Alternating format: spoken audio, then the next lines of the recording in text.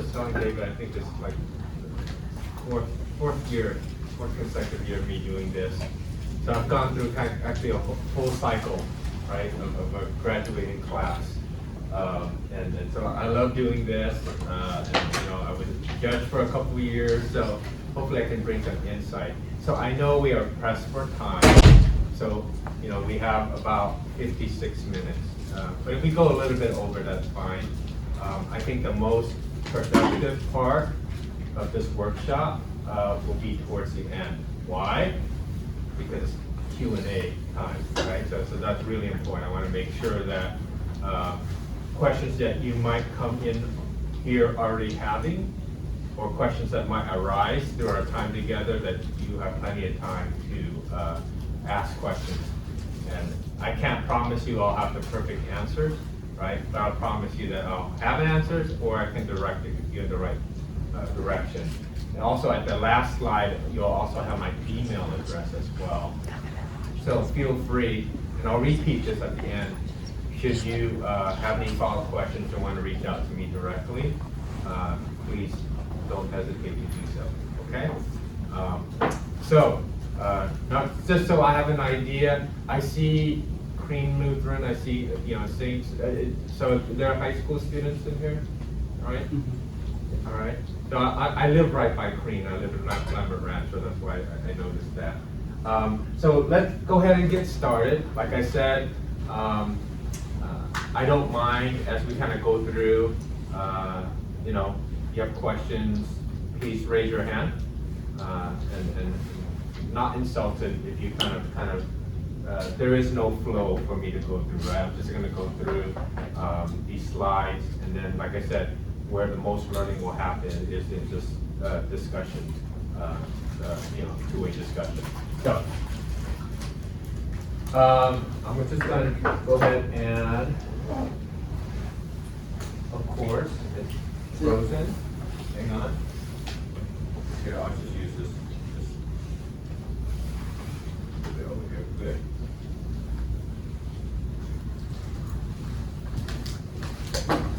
Maybe it'll take a second for it to unfreeze. Right. There you go. All right, perfect. So I let that stay up too long. So real quick, I'm just going to go through background, show you some numbers, statistics, talk about the subject matter, finance and startup, tell you what to do, what not to do, and then we'll have a Q&A. Okay? So hopefully for the first few slides, I'll kind of breeze through, okay? So first off, have you guys heard the phrase, those who can do, and those who can't, what? Teach, right? Funny, it's supposed to be funny, right? Those who can actually do it, and those who can't teach, right? So the premise is, I'm here for a reason, and hopefully because I'm kind of teaching this, I do want to give you some, really a feeling of comfort that I've actually done this stuff before in actual real life. So I do want to go over my background a little bit, just give you some context, okay? So my background. So I am currently the Chief Financial Officer for Illumination Foundation, right? We're based in Orange. We're one of the 10 largest nonprofits in Orange County. And our mission is to disrupt the cycle of homelessness, right? So we're a nonprofit. Prior to that, I spent probably about 20 years of my career in investment banking, right? In mergers and acquisitions, buying and selling businesses and companies, right? So that's really where I kind of built my professional career with Citigroup as an investment banker, right? Curious to know, UCI is my undergrad, and guess what my major was? Anyone want to guess? Go ahead. Finance. What is it? Finance? Okay, any other guesses? I was an English and history double major, right? English and history double major. Why? It's not I knew all along that I didn't want to go into finance, right? But my accounting teacher in high school, so I took 4 years of accounting, and she told me that, as I was kind of at that time, way before anyone in this room was born, right? When I started college, she said, I had the choice. I remember UCLA for engineering, or I narrowed down, or UCI for humanities, right? She said the best advice she gave me was that, you know what, you should pursue a liberal arts education. For me, right? It's not for everybody, because what it did for me was taught me how to write, taught me critical thinking skills and those sorts of things. And I took the microeconomics classes, and I took all the quant type of statistics and things. I took all that, right? And so for those of you, as a side note, that are business majors, or those that are going to college that are want to pursue business or finance, I would encourage you in your electives to take those sorts of classes, humanities classes, history classes, English classes. Read a lot of books, get to really practice your writing skills, think critically and all that, because I will tell you that will serve you a long way once you graduate and you get into your professional career, right? So I was an English and history double major. Then I subsequently did my business school at USC Marshall School of Business. I was a corporate finance and marketing dual concentration, right? So business school, I did concentrate on that, but I started my career, right? So 20 plus years as an investment banker, and I was industry agnostic, software companies to franchise chains, right? And we specialize in the middle market, so transactions ranging between $5 million to about $500 million transactions, right? So I then transitioned from my investment banking career to the startup world. So I spent about 6-7 years in startups, right? You see up there, Bucket Technologies, BuzzMob, AppleTree, HeyU. Those are organizations, companies that I actually either was a co-founder of, a founding CFO, or a advising CFO for. So I did fundraising. Between those organizations, I think I did seed rounds, probably totaling about $25 million, right, in seed rounds. And then we had subsequent B and C rounds, right? That may not mean anything to you, but in the startup world, you just have to continue raising money, right? It's like, what have you done for me lately, right? And then after that, I made the transition into nonprofit, right? I was really blessed to have a good career as an investment banker, did some good startups, right? And then I made the transition into nonprofit work, right? My running joke has always been that I put my wife through medical school. Now she's putting me through nonprofit work, right? So nonprofit work, you don't earn a lot of money, but you really have a chance to really leverage your experience, your expertise, all the good and bad that you've learned, and really put it toward a cause that you believe in. And in my case, I started out as CFO and COO of my fairly large church. And then I went into Innovate, which is a charter school network based in Los Angeles.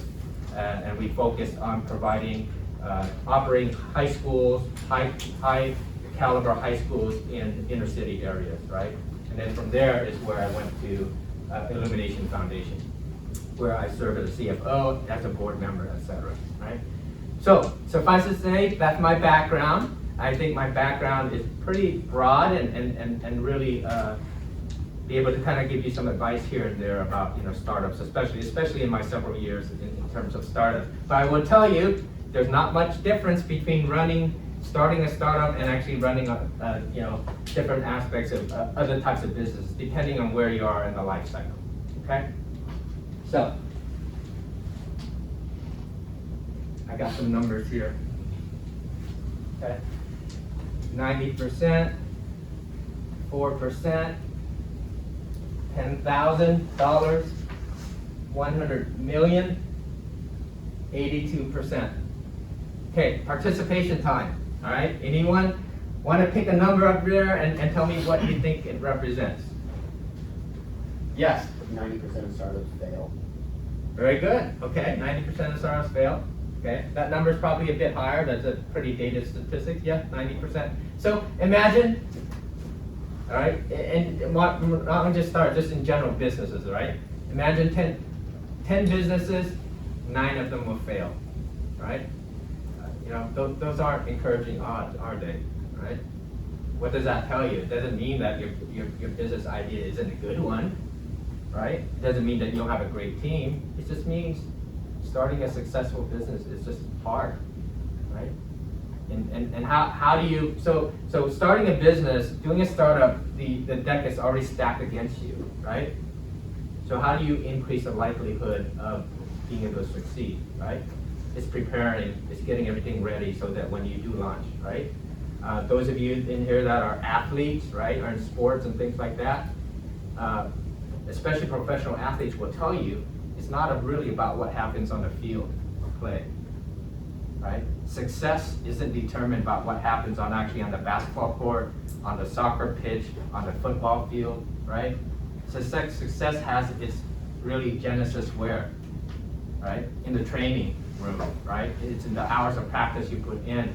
It's game planning. It's gelling with your teammates. It's the practice time.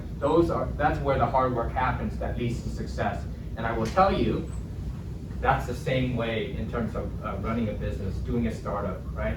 It's all the stuff that is, not the funnest part, right? It's that countless hours of work, of spreadsheeting, of writing, of doing research. All those things will determine, right, how successful the business is.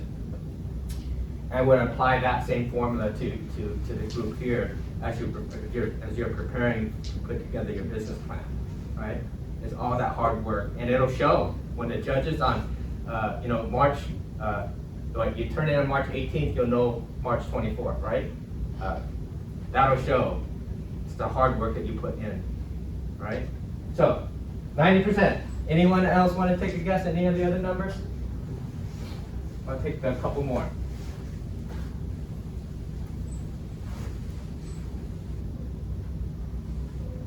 All right, let's do 100 million. What does that represent?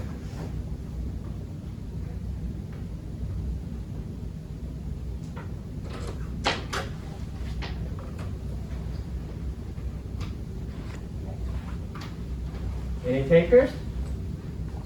Okay. Well, let me show you.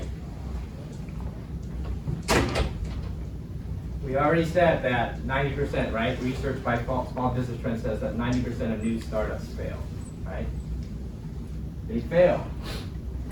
And I already shared with you, with the deck already stacked against you, what do? It's all the hard work that happens before that startup phase.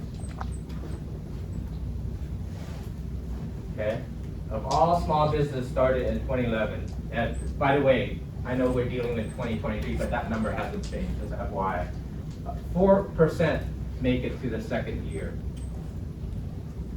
4% make it to the second year. Okay? Wells Fargo Small Business Index, $10,000 is the average amount of startup capital required by a small business owner. Okay? To some of you, 10,000 seems like a lot of money. To others, may think that's nothing, right? But the point behind this is that in terms of funding for your startup, right? It's just really big range, right?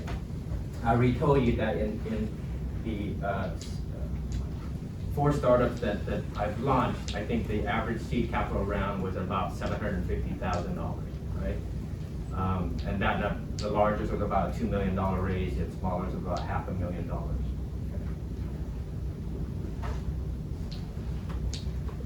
Okay, according to GEM National Report, more than 100 million startups are launched every year. That's mind-boggling, right? Okay, in the time that we've talked, that's 3 startups every second. My gosh, right? In other words, you have competition out there, right? For purposes of this business plan competition, the competition is around, you look around you, right? But when you hit the real world, everyone has a great idea. Everyone, right? It's how you execute on it. And then according to a US Bank study, 82% of businesses that fail, why? cash flow problems, right? So I'm a bit biased, right? This is a finance workshop, right? Yes, you have to have a great idea. Yes, you have to have a strong management team, right, to execute on the idea. Yes, you have to have a long-term business plan, right? Yes, you have to be strategic. Yes, you have to build partnerships along the way. But none of that happens without what? Cash, right? Without cash, right? You guys are definitely young, too young to remember, the famous movie, right? Cash is king. I know a couple of folks back there. Yes, cash is king, right? Now, so why is finance important, right? Don't take my word for it, right? Here, finance is the elixir that assists in the formation of new businesses, right? Right? And allows businesses to take advantage of opportunities to grow, employ local workers, and in turn support other businesses, right? And local, state, and federal government through the remittance of income taxes. The point is,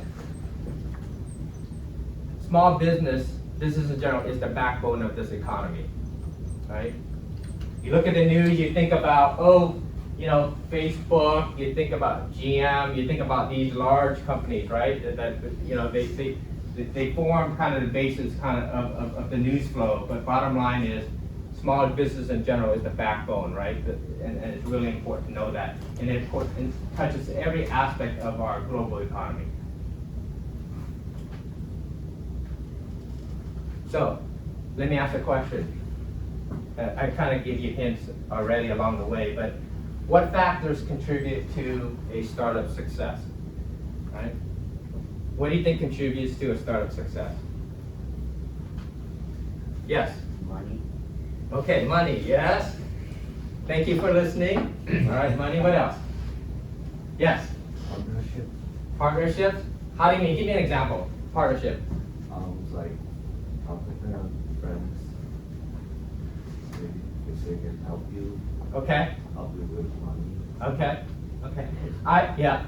Here, let me give you an example, okay? Yes, money is important. But at least in my experience in the startup world, there's something called smart money, right? There's something called smart. What do you think I mean by smart money? Where it comes from. Okay, expand upon that. What do you mean? There's people who want only the money part of your business, so they don't care about the business. Mm-hmm. Okay. Good. Henry? I was gonna say spending the money wisely. Okay. Right? You have to spend the money wisely. But I think when we talk about smart money, we're talking about the type of investors you go after, right? Or that come to you. All right? Yes, sometimes it's really important that, especially at an early phase, you want to think about, raising money, right? Sometimes, and I've experienced myself with actually my first startup, I'll take every check possible, okay? But as we went through our seed round and we went to, I think round B, right, was when we started talking about, yes, our idea is great, our business is great, right? But it's important that the partnerships the money we take in, right, are strategic in nature, right? So taking into account Bucket Technologies, I showed you one of the startups that I did, right? We had two investors that said, hey, we'll write you a check. One was just cash, hey, we'll give you $5 million for about 10% equity stake, right? So valuation $50 million, right? Then Walmart says, hey, we'll give you, I'm not using real numbers here because we'll give you $25 million for a 20% stake. Which one would you take? And Bucket Technologies is a fintech startup, okay? We promoted kind of a cashless economy, that sort of thing. But which one would you take? $50 million for a 10% stake, or $25 million for a 25 million for a 20% stake? The $50 million just a cash person, Walmart, $25 million for a 20% stake. What do you think I took? Yes. I mean, what kind of business are you in? It's a, Bucket Technologies is a cash app, right? So what we allowed retailers to, consumers to do was have our bucket card. So any change, when they make a retail transaction, right? Any change that they had, right, would be deposited into their bucket account. So $5.34 transaction means 64 cents in change. That would be deposited into the bucket account, right? And it accumulates over time. Once, let's say, it hits $50, they can have a chance to deposit into the account, or they can get a Walmart gift card at a 10% discount, right? And then they could use that and spend again. So retail fintech app. Obviously, I just say that because the obvious answer, we went with Walmart. Because that was smart money. And yes, we gave up a little bit more equity, but the difference is we saw the long-term growth, right? By the way, the punchline is Bucket is no longer in existence, just so you know, right? Right? But this was about 6-7 years ago. But we chose that because of smart money, right? So I went off a little bit on a tangent, but smart money, right? So money is important, but strategic money is even more important, okay? So as you kind of look at, if you're fortunate enough to, proceed with this and one day you do a startup, always keep in mind strategic money is more important than just money, right? Now, like I said, right? Your first couple of startups, I would take any checks possible, right? So it's fun. Yes? If I may add to that point, my name's Robert. I teach business classes here. I'm always very relaxed, by the way. Yeah. About 8 years ago, my phone rings. It's a number from New York. I go, hello? He goes, hey, this is Meta. I go, who is this? This is Meta World Peace. I thought it was a buddy of mine, yanking my chain. I go, who is this? This is really Meta. Well, one of the things you'll find out when you give somebody advice and it ends up being good advice, it's not always good advice. You just get it right sometimes. Then they expect it every time. That's a burden. Believe it or not, it's a burden. So he calls me up and he goes, I heard about you from some people in Los Angeles, and I want you to be on my board of business advisors. And I thought, well, when World Peace calls, you say yes. And I did that, and it took me a couple of interviews with CEOs of companies and startup people and presentations to figure out what's going on. These people trying to start businesses, they first go to the smart money, and then they get turned down, and then they go to the dumb money, which they believe are celebrities. And the reason Meta wanted me to be on his group is because Quick time out. Meta World Peace, professional basketball player. You play for the Lakers. Yeah, they're too young to know Yeah. Ron Artest, aka Meta World Peace. Yeah, which What? You guys aren't that young. So anyway, he ends up being one of the most pleasant, nicest guys you'll ever want to meet, although he had kind of a violent temper at times.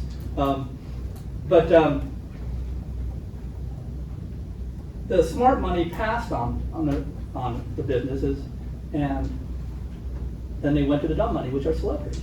And celebrities don't want to say no because they start to lose their celebrity status. So his idea was, yeah, I'll bring this guy in to say no. And I said no to every business pitch he went to. And here's a couple of things. If the business pitch isn't from the person running the company, walk away, because you're dealing with the pitch man and they're really good. If the business pitch starts off with so-and-so's involved and starts name dropping, walk away. Right. Those are the two things that I took out of that. And it's really important to pay attention to those little nuanced things. So you don't need any name droppers, even though I just kind of did that. But it was to make a point. But you just got to recognize that any investment, whether it be a public company or a private company, you are investing in the trust, integrity, and wit of the management team running it. That's it. And you have to find that out and develop that. And if you're giving the pitch yourself, it's the same thing. You need to build up trust. And you need to build up I think he called it partnerships, but you need to build relationships. The two most valuable things in life are integrity and relationships. If you master those two things, you'll be able to do whatever you want, and those two things are very difficult to master. Yes, amen to that, right? So, the best thing that I could have done with another startup I did was have someone that isn't afraid to tell you, you're crazy, right? No, you can't do that, right? And as a CFO on a number of startups, I was brought on to play that role, right? So you're crazy, no, right? No is always, you surround yourself with people that says yes, yes, yes, yes. Your startup, you're going to be part of that statistics, right? Of 9 out of 10 fail, and only 4%, make it to the second year, right? So I'm going to speed this up a little bit. So, what factors to contribute? And think of this as kind of a way to, as you kind of put together your business plan, right? And by the way, David will send this slide out. Yeah. Okay, so don't worry about taking, pictures of anything like that. You can, if you'd like, but we'll send this out, right? So the big idea investment thesis, right? You have to have an idea in order to have a business. But like I said, right? Look around you. Everyone has that great idea, right? You may think, oh man, I have this great idea. No one has ever thought of this, right? And I've been there, right? And then I do a little bit of market research, right? Half a dozen other people are kind of working on that and probably in a better position to succeed than me, right? So yes, you want to come out with a big idea, but make sure that, which is not to say you have to come up with an idea that's unique, right? Most of the time your idea, I would guarantee you, is not unique, right? It's how you position that, right? It's how you kind of leverage that idea. Looking at a specific niche, right? Niche market, things like that. But always have to have the idea, right? And then, in your business plan, you have to state clearly what problem you want to address. Right? What problem are you addressing? What problem in the marketplace are you addressing? Without a problem, by definition, you don't have a solution, and people pay for solutions. Right? Consumers pay for solutions. Investors pay for solutions. Solutions are kind of what kind of makes that market potential. Right? Speaking of which, talk about the market opportunity. Right? What is your idea, right? That you're defining a problem, you have a solution, and what's kind of the opportunity? In other words, right? From an investment standpoint, how big an opportunity is this, right? You guys heard of private equity groups, right? PEGs, right? They're investors, they're professional investors. So I tell you, I've been dealt with PEGs before. I won't cite any specific one. They'll have on the desk, 3 feet high of just proposals, right? Right? And then they'll go through it. They'll probably look at the first page, and I'm kidding you not. It's not, right? The executive summary, right? If you're not good enough in your idea to encapsulate your business in an executive summary, a couple paragraphs, it's a waste of time. Go through executive summary. Okay, trash, right? They probably have like 4 or 5. Oh, you know what? This is something that we'll have one of our associates, all right? One of our associates kind of dig more into it, right? Who plays baseball? Who knows baseball? Right? Batting average, right? If you hit the ball 3 out of 10 times, you're a Hall of Famer, right? Right.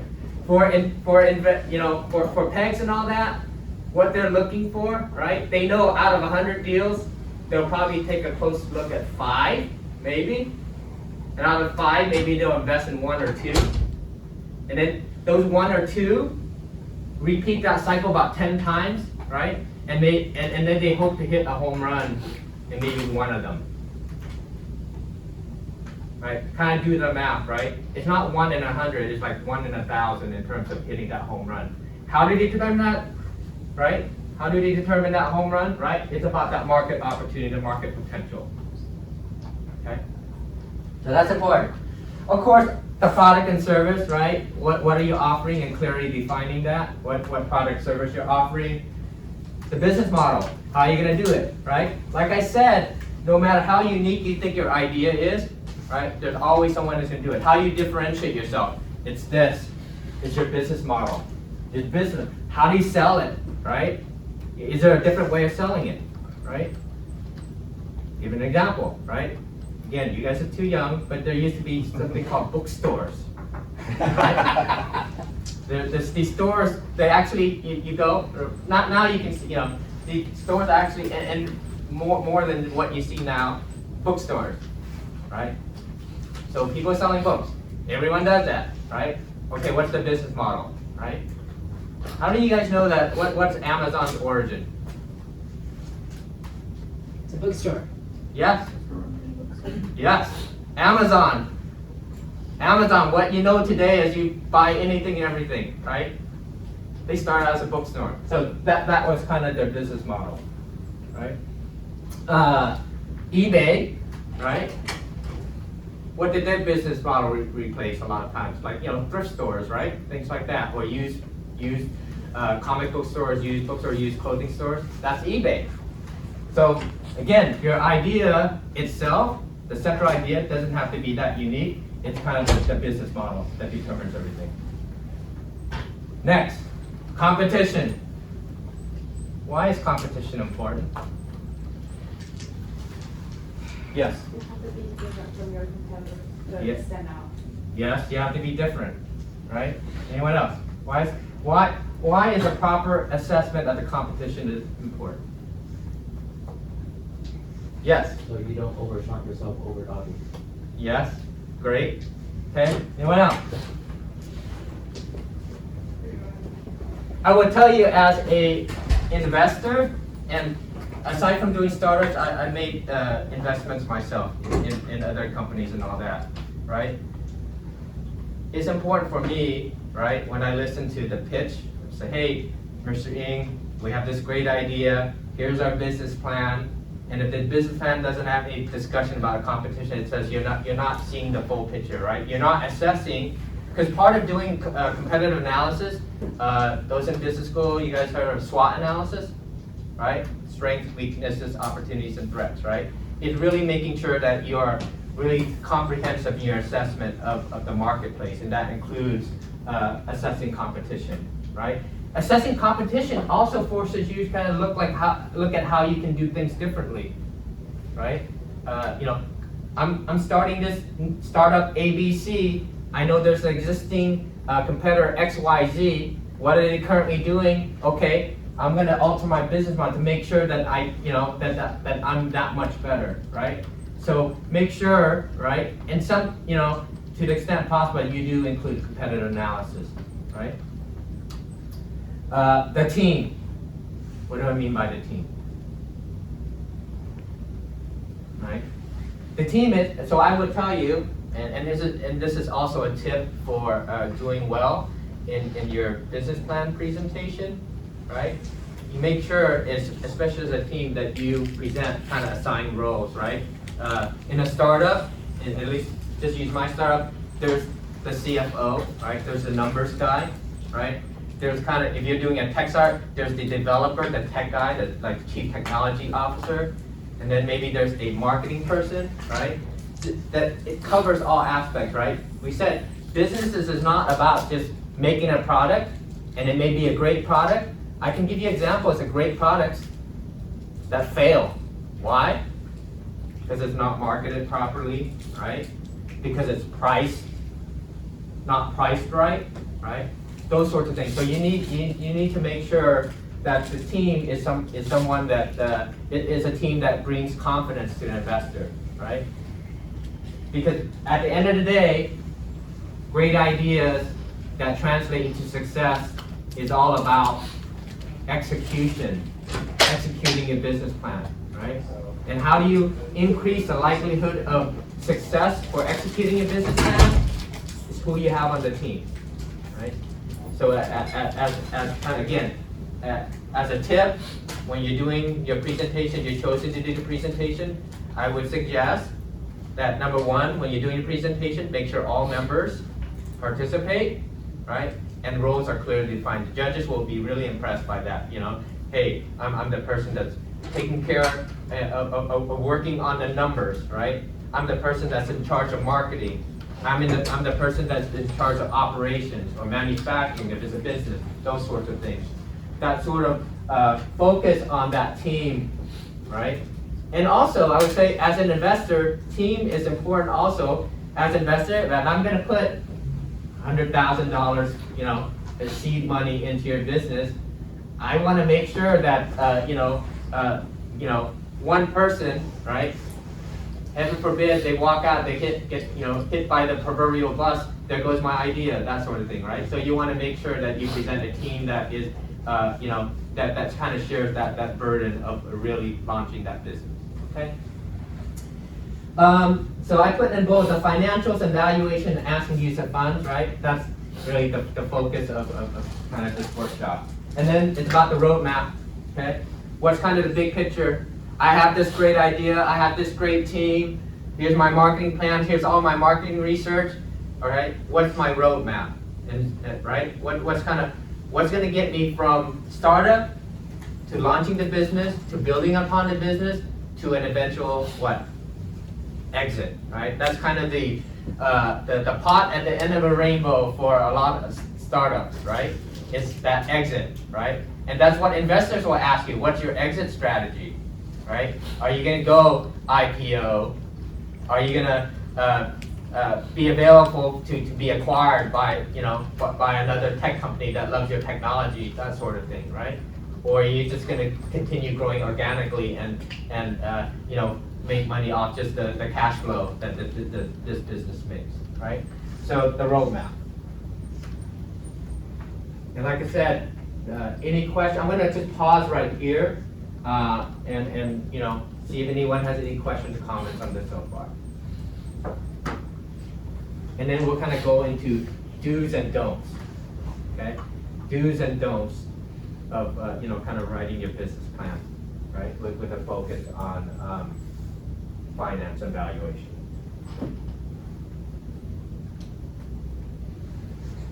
Okay, so do's and don'ts. Okay, do's. Okay, anyone know what that term "skin in the game" means? Anyone? Probably too young for that. Sorry. Okay, showing skin in the game. Okay, so I'm going to put myself as an investor. Okay, as an investor, I want to make sure that the founders or the founding team have skin in the game. Okay, so what does that mean? Okay, so let's say someone presented me a business plan. Okay, and here are my operating expenses. Right, this is how I'm going to use my money, my use of funds. Okay, I'm asking for. I'm targeting a raise of $1 million for this round to start my business, right? And I go, okay, $1 million. I'm going to use $500,000 for product development.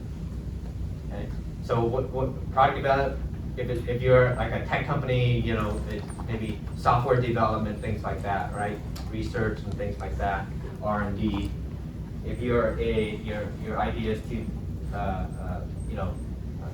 manufacture something, right? Your idea is a product, right? Your product development is research and development expense. Let's say, manufacturing, sample products, things like that, right? So $500,000 for product development, right?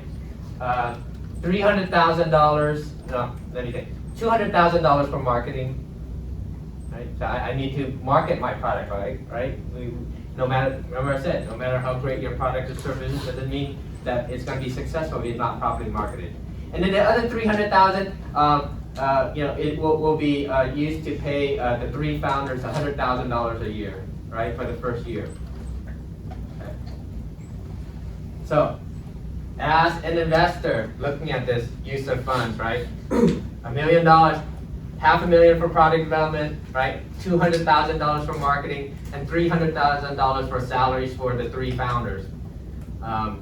What do you think? Show of hands, who would invest in that? Assuming it's a great idea, okay? I'm saying, but who would invest? Okay? Who wouldn't invest?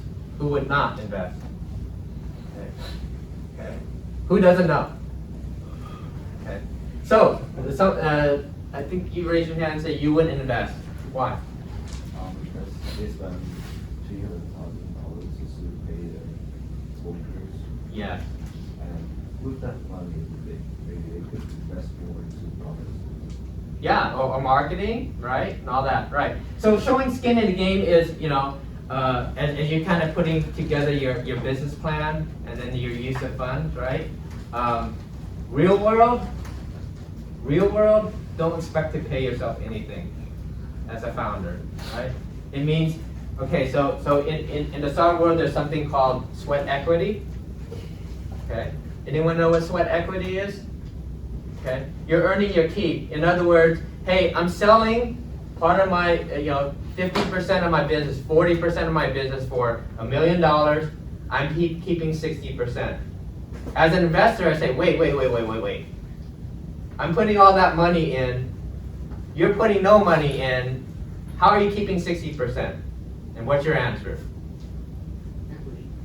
Right? Your sweat equity. I'm working for it, right? I'm taking no salary. Oh, by the way, I have the idea, right? To have a great idea, but the founders are earning the sweat equity, right? They're actually doing the work, right, for no salary, and maybe somewhere down the road, several years, they may be taking a little bit of salary here and there, right? So having skin in the game, all right. Next, you need to have a target raise and valuation. Okay. Target raise and valuation. In other words, in your business plan, right? Yeah, hey, how much money you need? Oh, I don't know. $1 million? I don't know, right? You need to kind of really, so let me tell you, it's not about, you can give me an idea or a concept, hey, this is the type of business I want to raise, right? I can tell you, I can make an argument for, hey, I need $100,000, or I need $1 million, or I need $10 million. It's not, believe it or not, it's not so much the number. It's not so much the number. I know that sounds counterintuitive, right? It's not so much the number. It's actually how you kind of rationalize arriving at that number, right? So you need to put the thought into how you're going to what, right? Arrive at that number, right? In other words, like I said, a lot of the road to success is just sometimes a lot of the boring work behind the scenes on doing your research, okay, and really looking at your Excel spreadsheet, right, or your Google sheet. I don't know if you guys use Google Docs and all that stuff, but your Excel spreadsheet, line item your expenses, and kind of building from there, right? So, target raise evaluation is important. So, who knows? Who can tell me what valuation means? Yes. Like how much do you expect your company to make money in the future? Okay. Not quite, but yeah. Is it a dollar value on the company? Yeah. So your valuation is the value that you put on your business at the time that you're asking for the investment. Okay. Why is evaluation important? Right? Because once you get to your base valuation, you're going to say, as part of your exit strategy, Mr. Or Miss Investor, in 5 years, we're currently valuation at $1 million. 5 years, we're hoping to exit at a valuation of $100 million. How do you get from valuation of $1 million to $100 million, right? If you can really define a clear roadmap that excites an investor, 1 million to 100 million in 5 years, heck, I'll take that all day long, right? And I'll put money in it, right? That sort of thing, right?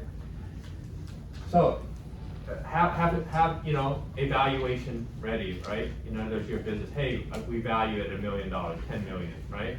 Because then you can say, let's say you do a valuation of $10 million, and then you can determine, okay, how much money do you need to raise? And let's say you just say, hey, I want to raise $1 million, right? So $1 million at a $10 million valuation, how much equity are you giving away? 10%, right? 10%. If you say, hey, I need to raise $2.5 million to start up my business at $10 million valuation, how much equity are you giving away? All right, 25%. That's right. Good. All right. Use of funds, I kind of talked a little bit about that. So as part of your business plan, make sure you have a use of funds section. How are you going to spend my money, right? As an investor, how are you going to do it? And here's a hint. Make sure very little money goes to you and a lot of money goes to product development and marketing, right?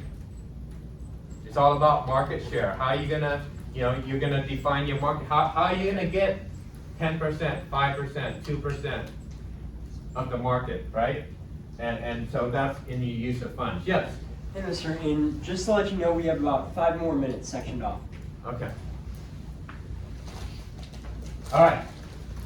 Profit and loss statement, cash flows, balance sheet, those are financial statements. That would take me like half a day to kind of go through, but it's something that you can probably, like I said, reach out to me if you just make sure that you have to the extent that you can, model out financial statements, and hopefully you have someone in your team that is familiar with it. If not, reach out, and Google is your friend, okay?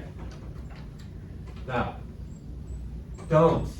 I already said that, right? Focus on salaries versus product, right? Development marketing, right? So even your judges will pay attention to that in your use of funds. Hey, how much money are you putting, right? You want to dump as much money on product development and marketing as possible, right? And the only time that you would, let's say, invest a lot in salaries is, let's say you're a tech company, right? And the founders are not tech people, right? And they know that in order for this product or this technology to take, they need to hire like a superstar CTO, right? A chief technology officer, right? One of our startups that I founded, we didn't have a CTO. I was CFO. We had a CEO, and then we had a chief marketing officer, right? And we knew that in order to really make headways and raise funds, we needed to hire a superstar CTO. So one of our line items was, I think, $250,000 for an annual salary for a CTO. And then that CTO we hired was the CTO of StubHub. And maybe you guys haven't heard of StubHub, but he was a great CTO. But we invested a lot of money in that, right? But really that, you can say, is kind of a marketing expense, because you're touting, right? We were touting that, hey, we hired Sean Kearns, right? The former CTO of StubHub, right? And so that's the only exception where I would say, if there's a weakness on your team and you're a tech company and you need to hire that CTO, then you need to spend money on that. Otherwise, for the founders, just a hint, probably want to show minimal focus on salaries for the founders. Unrealistic P&L assumptions. P&L means profit and loss, right? In other words, it's kind of related to hockey stick projections, right? You know what a hockey stick projection is? Right? Just think about the shape of a hockey stick, right? It goes like this, and then all of a sudden shoots way up, right? In other words, projections that really aren't realistic, right? Let's say you have a $100 million market, and then in your business plan, you said, in year 1, we're gonna get 5%. And then in year 2, we're gonna get 15%. By year 5, we're gonna get 50% of the market. That's not realistic, right? Because that's not the way it kind of works unless you have some sort of monopoly, right, on things, right?